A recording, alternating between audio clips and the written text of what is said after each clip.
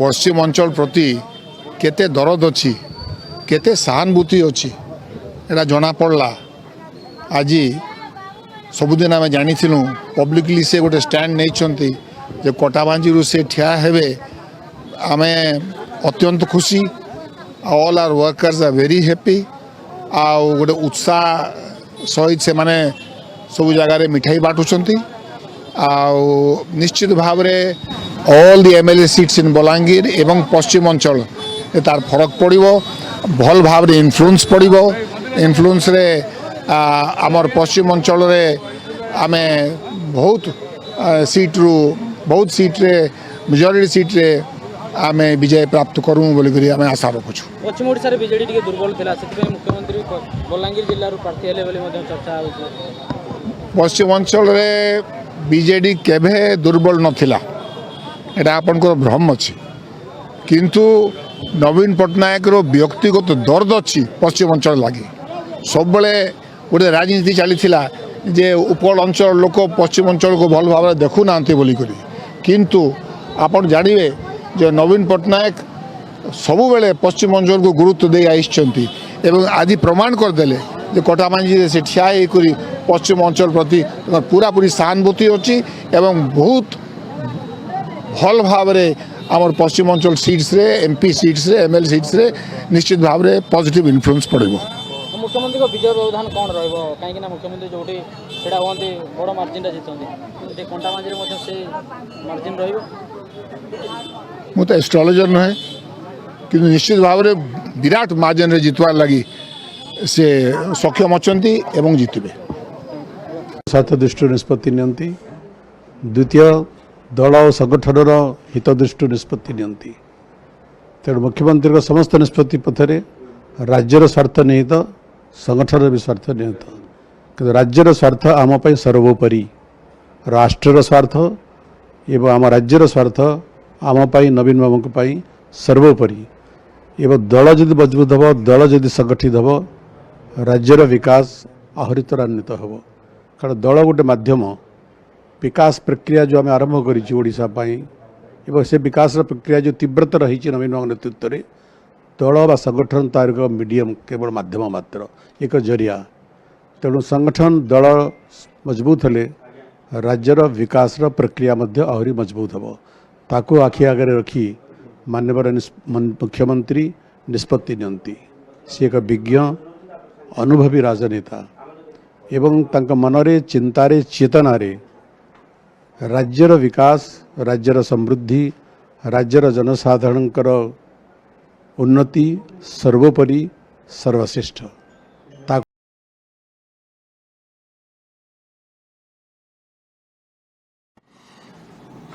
दर्शक साधारण निर्वाचन जेतिकी पाखे आसुची तालिका जेते अधिक प्रकाश पाउची।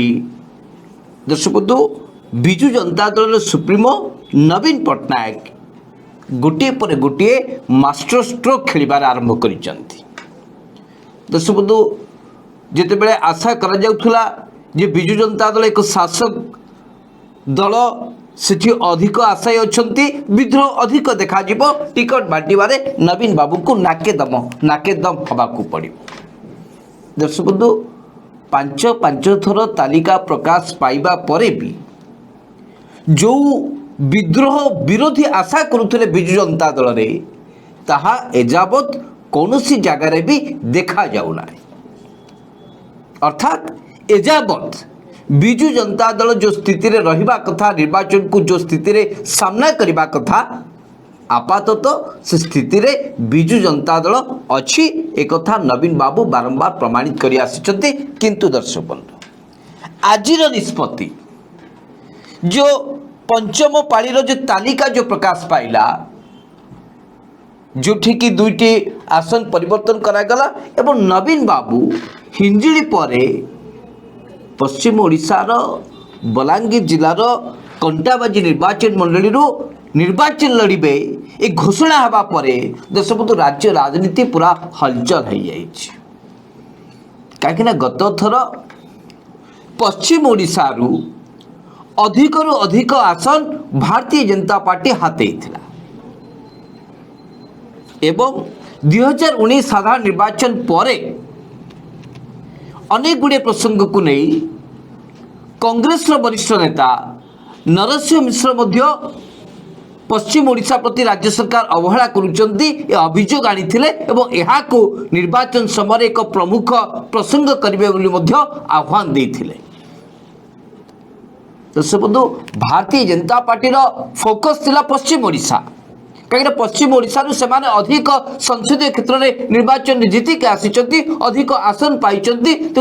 ତେଣୁ ସେହି ଆଧାରରେ 2024 ସାଧାରଣ ନିର୍ବାଚନରେ ବି ଅଧିକରୁ ଅଧିକ ଆସନ ହାତେଇବା ଲକ୍ଷ୍ୟରେ ଭାରତୀୟ ଜନତା ପାର୍ଟି ତାର ରଣନୀତିକୁ ପ୍ରସ୍ତୁତ କରିଥିଲା। କଂଗ୍ରେସ ବିଭିନ୍ନ ପ୍ରସଙ୍ଗକୁ ଆୟୁଧ କରିକି ନବୀନ ବାବୁଙ୍କୁ ସିଧାସଳଖ ଭାବେ କାଉଣ୍ଟର କରିବା ପାଇଁ ପ୍ରସ୍ତୁତି ଚଳାଇଥିଲା, କିନ୍ତୁ ଅଚାନକ ନବୀନ ବାବୁ ସବୁ କଳ୍ପନା ଜଳ୍ପନାରେ ପୂର୍ଣ୍ଣଚ୍ଛେଦ ଟାଣି ଯେତେବେଳେ ନିଜେ ଘୋଷଣା କଲେ ଯେ ସେ କଣ୍ଟା ବାଞ୍ଜିରୁ ଲଢ଼ିବେ, ଦର୍ଶକ ବାର୍ତ୍ତାଟି କ'ଣ ଗଲା? ଗତ ଥର 2019 ସାଧାରଣ ନିର୍ବାଚନରେ ନବୀନ ବାବୁ ବିଜେପୁରରୁ ଲଢ଼େଇ କରିଥିଲେ ଏବଂ ସ୍ପଷ୍ଟ ଭାବେ କହିଥିଲେ ଯେ ବିଜେପୁର ନିର୍ବାଚନ ମଣ୍ଡଳୀ ହେଉଛି ମୋର, ଏହାର ସର୍ବାଙ୍ଗୀନ କିଭଳି ଭାବେ ବିକାଶ ହୋଇପାରିବ, କିଭଳି ଭାବେ ଗୋଟେ ଆଦର୍ଶ ନିର୍ବାଚନ ମଣ୍ଡଳୀ ହୋଇପାରିବ, ଏ ଦାୟିତ୍ୱ ସେ ନିଜେ ନେଉଛନ୍ତି। ପରବର୍ତ୍ତୀ ସମୟରେ ଆପଣ ଦେଖିବେ ଦର୍ଶକ ବନ୍ଧୁ, ବିଜେପୁର ପ୍ରତି କିଭଳି ଭାବେ ରାଜ୍ୟ ସରକାରଙ୍କର କୋଟି କୋଟି ଟଙ୍କା ବା ଆର୍ଥିକ ସହାୟତା ଯୋଗାଇ ଦିଆଗଲା ଏବଂ ବିଜେପୁର ଆଜି କେଉଁ ଜାଗାରେ ଅଛି ସେ ଅଞ୍ଚଳବାସୀ ଏହାକୁ ଅନୁଭବ କରୁଛନ୍ତି, ହୃଦବୋଧ କରୁଛନ୍ତି। ଆଜି ଯଦି ଦର୍ଶକ ବନ୍ଧୁ ଠିକ୍ ସେହି ଢଙ୍ଗରେ ନବୀନ ବାବୁ କଣ୍ଟା ବାଞ୍ଜିରୁ ତାଙ୍କର ଯେଉଁ ବିକାଶ ଆରମ୍ଭ କରିବାର ଯେଉଁ ଆହ୍ୱାନ ଦେଇଛନ୍ତି ଏବଂ ସେହି ପଶ୍ଚିମ ଓଡ଼ିଶାର ଆଉ ଏକ ଗୁରୁତ୍ୱପୂର୍ଣ୍ଣ ସ୍ଥାନ ସମ୍ବଲପୁର, ଯେହେତୁ ସମ୍ବଲପୁର ସଂସଦୀୟ କ୍ଷେତ୍ରରୁ ଦଳର ସାଂଗଠନିକ ସମ୍ପାଦକ ପ୍ରଣବ ପ୍ରକାଶ ଦାସ ପ୍ରତିଦ୍ୱନ୍ଦିତା କରୁଛନ୍ତି। ଦର୍ଶକ ବନ୍ଧୁ, ବିରୋଧୀ କୌଣସି ଦିଗରୁ ବି এই অভিযোগ আনিপারিবেনি যে রাজ্য সরকার পশ্চিম ওড়িশাকে গুরুত্ব দেউনাহান্তি, অবহেলা প্রদর্শন করুছেন।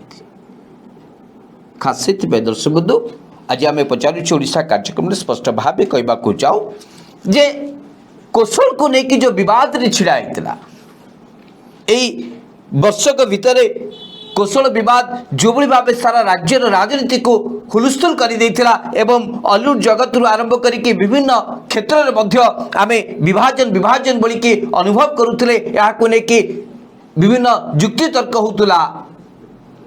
দর্শক সবু কিছিরে নবীন বাবু বর্তমান পূর্ণচ্ছেদ পকাইছন্তি।